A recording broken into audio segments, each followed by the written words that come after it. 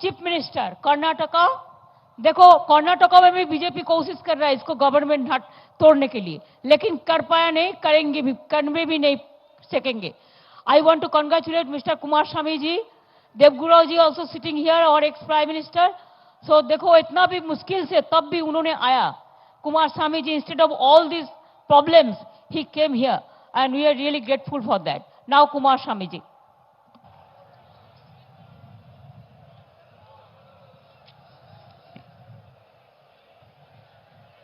शुभ अपराह्न हो. आज के लिए समावेशे शरीक हुए कोलकातार तो मनुष्यर मोदी तकते परे हमें अत्यंत खुशी हुई छे. सुकलाई जाने भारतीय समाजेर विदाग्धो मननशील मनुष्यर बस कोलकाताय ये सही गौरव भूमि जा रवींद्रनाथ टैगोर एर मोतो महान कवि श्री रामकृष्ण परमहंसोदेव स्वामी विवेकानंदर मोतो सन्यासी ईश्वर चंद्र विद्यासागर राजाराम मोहन राय एर मोतो प्रगतिशील चिंताविद एवं अगणित कवि लेखक स्वाधीनता संग्रामीर कीर्तिते उज्ज्वल भारतीय जातिर जन्य एদের अवदानेर कोनो तुलना नहीं. बांग्लार एसो महान व्यक्तिदेर आमी विनम्र श्रद्धा जानिए. एদের काছে আমরা চিরদিনের জন্য ঋণী. Respected Madam Mamata Banerjee, several leaders coming from all over the country who are sitting on the dais, brothers and sisters, media friends,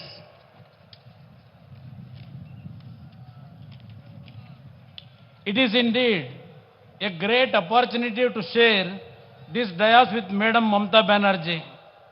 Her simplicity, the way she mingles with the people of the state, the way she responds to their grievances, the urge she has for the well-being of the people of the country have left indelible impression on me. Didi has always been a role model for the country, always stood for the women empowerment. I am happy to be part of this rally. I feel this is just the beginning. We will march together to build a new, strong India. My father, former Prime Minister H.D. Devegowda ji, had taught me over the years the same lesson, to be simple and humble like Didi Madam. How she is lending a responsive ear to the distressed and helping a hand to lift them up.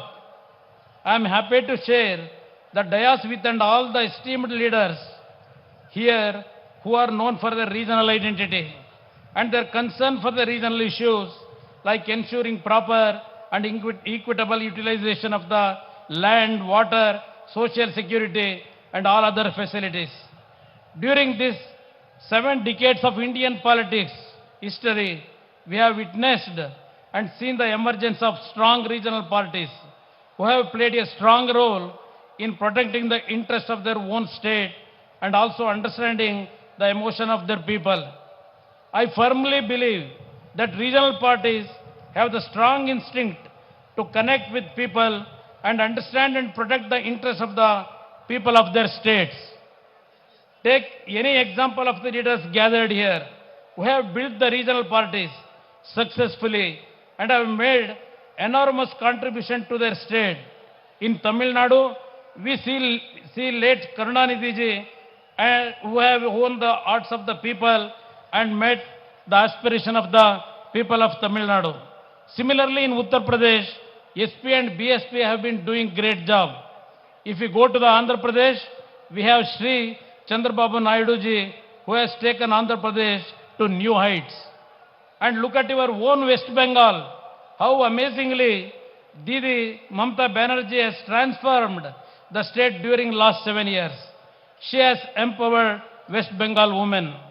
Be it Farooq Abdullah ji, Sharad Pawar ji, Kejriwal ji, or any leader present here, they built the party on strong support from grassroots level. All the leaders of regional have strived to protect the interests of their states. Hence, now I believe it is in the hands of the regional parties gathered here who will be inspired by this huge gathering and join hands with us for the future of the country, the people, their hopes. India is on the crossroads in terms of politics, socio-economic development, the functioning of the federal system, and what not, everything.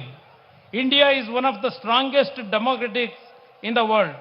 Unity in diversity is the unique future which binds the people of this great country, which has been amply protected by the Constitution. But today, we are witnessing a system where, ironically, our democratic government is headed by an undemocratic, anti-constitutional leaders in the center who does not respect or respond to the people's aspiration. The moves such as demonetization, playing politics in development, dictatorial attitude, not responding to the problems of the farmers have disappointed all of us and the people of the country as well. Despite organized vehemental opposition, demonetization was imposed claiming to check black money to prevent circulation of fake note, etc. During this period, the most hit was the poor. They had to struggle for their meager wages. Buying food had also become difficult for them. The entire rural economy got collapsed because they were not aware of the changes demonetization would bring. But people in power never listened to their plight. Did this move bring any reform? No. It was like getting rats by digging hills, as a famous proverb. The GST implementation has been such that states have lost the ability for resource mobilization, and this has in turn affected our planning of welfare schemes for the downtrodden. This system has curbed the freedom of the state to plan programs based on people's need, which are specific to each state. It is really unfortunate that the union government has turned blind and deaf to the plight of the common man. The irony is that though the states understand their problems, their hands are tied. They were made to be mute spectators. This is not a healthy sign in the largest democracy like ours. The whole federal system, which was woven strong between the states and the center, is slowly being torn out with such unplanned moves. If you take my own experience, I had announced in the budget about the crop loan waiver, which we were implementing it successfully now. I held meeting with commercial banks, which consists of mostly nationalized banks that come under the government of India. In the beginning, banks agreed to extend one-time settlement scheme for farmers' crop loans as they do for sick industries and business houses, but later they backed out. This is the clear indication of the BJP government plot to make this scheme a failure. But who is the sufferer here? Poor farmer, who is struggling to make his living out of agriculture. Then Honorable Prime Minister describes loan waiver scheme a cruel joke on farmers without knowing the facts. We have implemented the scheme with such transparency that the whole process is online and anyone can check about the facts. Honorable Prime Minister repeatedly criticized and saying that government of Karnataka issuing notices to farmers instead of waiving loans. But the fact is, government of Karnataka is waiving off the farmers' loans, whereas the nationalized banks are issuing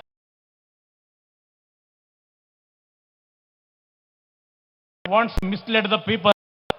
This union government favors big industrialists, businessmen in terms of incentives, tax rebates, subsidies, and many other facilities. But the farmers are treated differently. The farmers, Annadata, are left in the cold. One more annoying development during last 5 years is democracy being reduced merely to a number game. On one hand, BJP makes a resolution to fight against corruption in its national executive, and on the same day, the same BJP encourages horse trading in Karnataka. This shows the double standard of the BJP. The most ridiculous part, and which has become a national issue today, is that the BJP leaders offering huge amount of cash for MLAs of Congress and JDS to resign and join them. Legislatures are being treated like commodities. Perhaps this is the worst phase where the honor and pride of legislatures is at stake. They are making mockery of democracy in Karnataka. This needs a serious look into the happenings of these unlawful activities of BJP. I would like to remind the case of my own father in the year 1997 and Sri Vajpayee ji of their own party.